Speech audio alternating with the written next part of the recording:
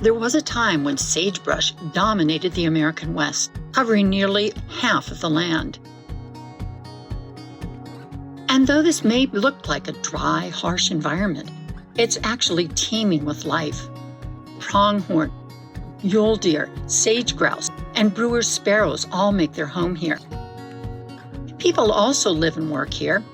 They hunt, watch wildlife, hike, and pursue other outdoor passions.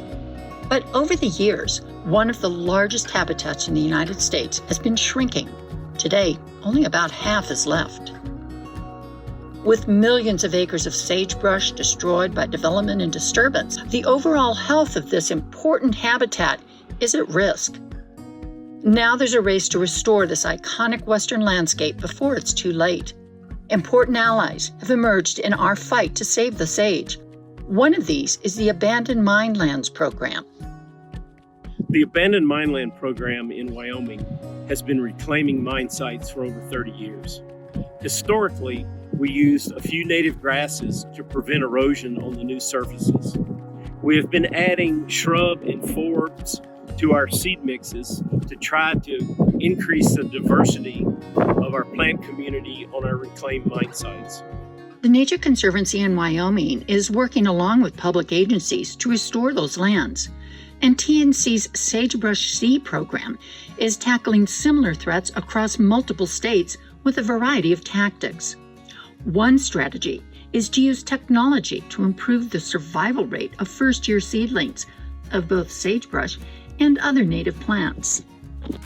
When you look at sagebrush, you might not think that it's fragile, but it really is. It makes these teeny tiny little seeds that make teeny tiny little seedlings, and in most years it just doesn't rain enough for those seedlings to survive. What we're trying to do is to give those seedlings a leg up using something called seed technology. This is an approach that's used a lot in agriculture, where the seeds are modified to make the seedlings grow better. TNC's seed technology work starts in the lab. One way that we're trying to improve sagebrush seedling survival is to increase the amount and size of the roots when they're really young. This would allow them access to water longer during the summer when the snow is melted and water is a really scarce resource.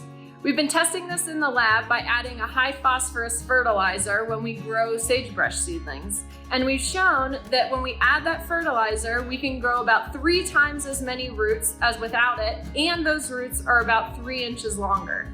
That might not seem like a big difference, but when you're in the field, that might be the difference between a seedling surviving through the summer and a seedling dying. But positive results in the lab don't guarantee success in the field, where plants face freezing temperatures, snow, drought, and being eaten. Now it's time to test our ideas in the field. I'm at an old mine site where the restoration work has just finished, and we're planting bare seeds as well as seeds that are packaged with high phosphorus fertilizer. Next spring, we'll come back and see how many seedlings are alive and how long they survive into the summer months. Our hope is that the seeds that are packaged with the fertilizer survive longer into those months without water, but we have to actually collect the data to see what's happening. The root-enhancing seed technology is just one of the things the Nature Conservancy is doing to help bring native plants back to the sagebrush ecosystem. New problems need to be met with new innovations, and this, I think, is a really exciting example of doing just that. We're losing about 1 million acres a year of sagebrush to fires and other kinds of disturbances, so we need to be able to restore much bigger areas much faster than we can right now. Otherwise, we stand to lose a lot of the wildlife and working lands that are so important to Wyoming's economy and way of life. We hope that our approach to restoration will revive the sagebrush seed in Wyoming and across the West.